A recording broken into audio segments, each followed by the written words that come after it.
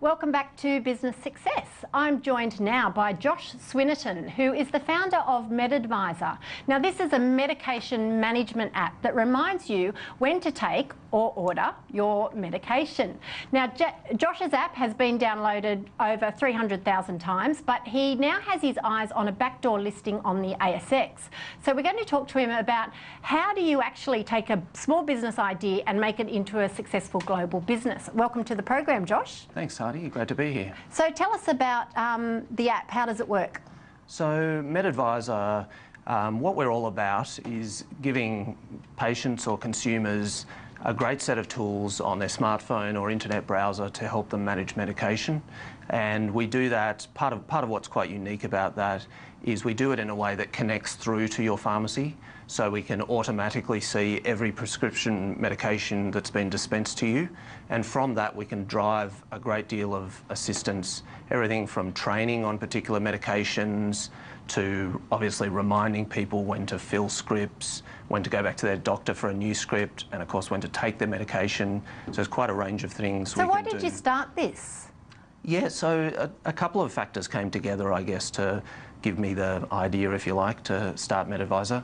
On a personal front, my mum suffers from Parkinson's and rheumatoid arthritis, and seeing her struggle to manage, at times it's been over 12 different prescriptions, right, all running out at different times, taking doses at all times of the day, gave me some personal insight into thinking, hey, this is surely something we can use smartphones and the internet to help people better manage. It's quite a surprisingly complex thing for a lot of people, how to manage all those factors of using medicine properly. So you basically will give people an alert when their medication is due to be taken or their script to be refilled, is that right? Yeah, so I mean there's some of the... That's a big responsibility. Yeah, obviously you've got to get it right. Yeah, and you don't want to miss an alert, because is this push notifications that come on the mobile? So on smartphones we use the push notification systems that you'll see on Apple and Android devices. For those that access MedAdvisor on the internet, it's all email based in terms of the notifications. That we don't use emails for dose reminders because it doesn't work so well. You're not sitting at your computer all the time. Yep.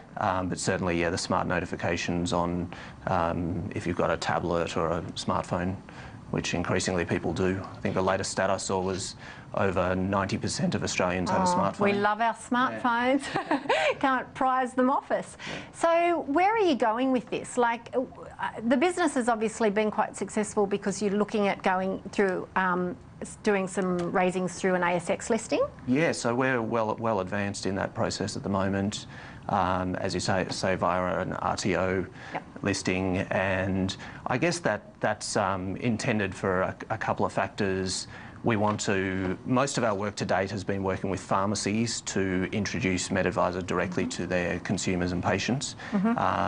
What we're moving to is a larger campaign directly to consumers, including online advertising where we can target the people of greatest need, right, to drive. So this is why you need the funds, yeah, so to do the marketing. That's part of the use of funds. Although on a technical front, we're doing some really interesting stuff, including bringing GPs into the equation, who are obviously another key part of the health industry in terms of prescribing and managing medication, and also potentially looking at hospitals, because discharge from a hospital is a critical time for medication management for people, because people are going home often recovering from an illness. They might have half a dozen new medications, changes to their medication, so it's a pivotal time to make sure they're getting things right, and we can help in a very automated way help people get that right. So the question is, how do you make money? Because a lot of people, I think, have an idea for an app for their business, but ultimately, how do you commercialise that? Are you making money out of this yet, or is that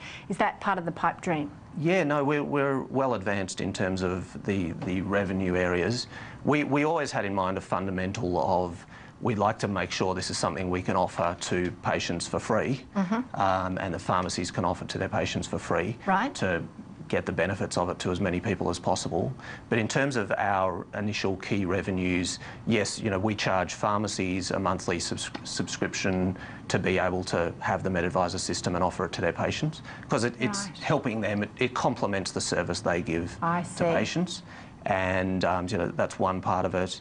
The other area that's quite exciting for us is we're working with pharmaceutical manufacturers who have a great challenge in terms of trying to deliver training and education. So when you start using a new medication, you hopefully get some amount of introduction from your doctor and pharmacist, but their time is limited, and some medications there can be quite a bit to learn.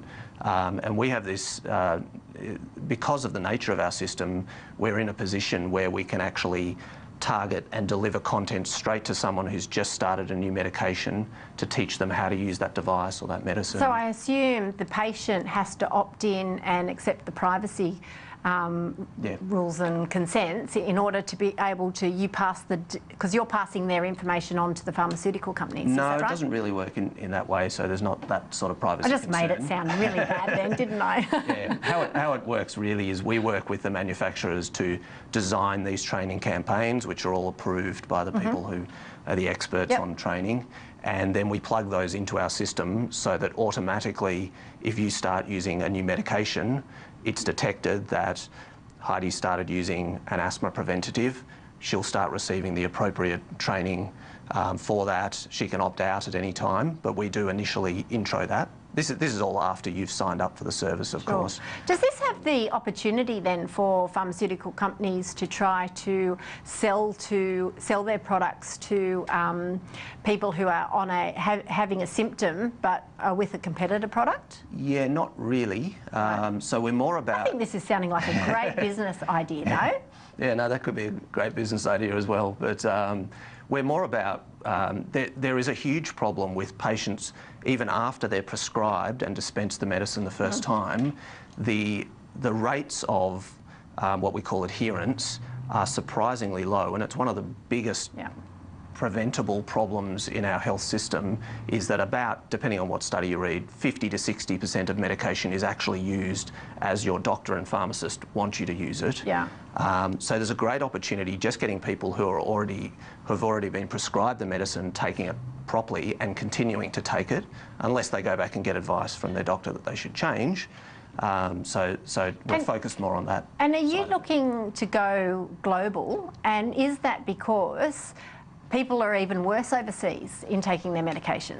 Yeah, we're certainly looking at global opportunities. In fact, in starting the business, my interest was in looking around at what was happening globally, what apps and other software, connected software were being used, and I was surprised at how little what I thought advanced quality software was available in this space when it's such a well understood need. The problems of it are very well researched.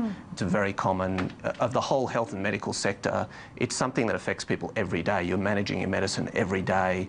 You've got scripts running out. You've got visits to the doctor, visits to the pharmacist, doses to remember. Is this an opportunity for you to actually go into resource poor countries and maybe target governments to be able to help people who, I mean, these days everybody seems to have a mobile phone.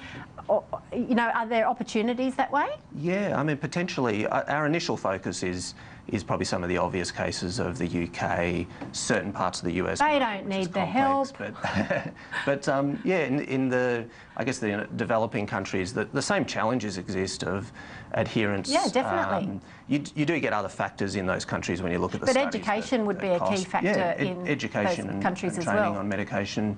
And as long as there is the availability of some sort of internet-connected device to the individual, or for that matter to a carer, we do a lot where it's not actually the patient using MedAdvisor, it's there might be their children who are helping them if they're elderly, it might be parents looking after kids, but someone in the family group or caring group has access to an internet-connected device, we can do this sort of thing. So. Now, just finally, in taking your app to development, what's one thing, if you could have your time all over again, that you wouldn't do?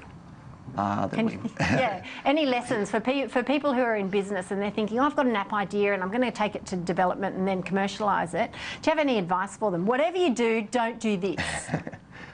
Look, it's always.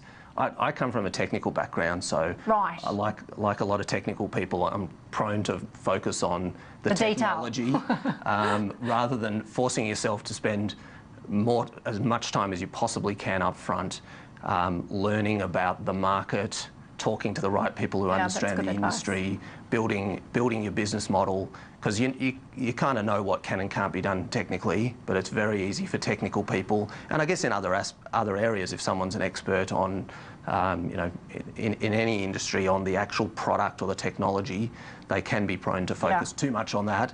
And then it's a year or two down the track. So basically, keep your eye on the big picture. Yeah, certainly, and research the market and force yourself to go out and talk to customers. And Well, thank you very much for coming on the program, and I wish you all the very best with MedAdvisor as you take it global. Great, thank you very much. Pleasure. Well, that is all from me at Business Success. I hope you might be able to harness some ideas, insights, you never know, a bit of inspiration to help you on your journey to business success. I'll see you for more. I'll see you here next week. Thanks.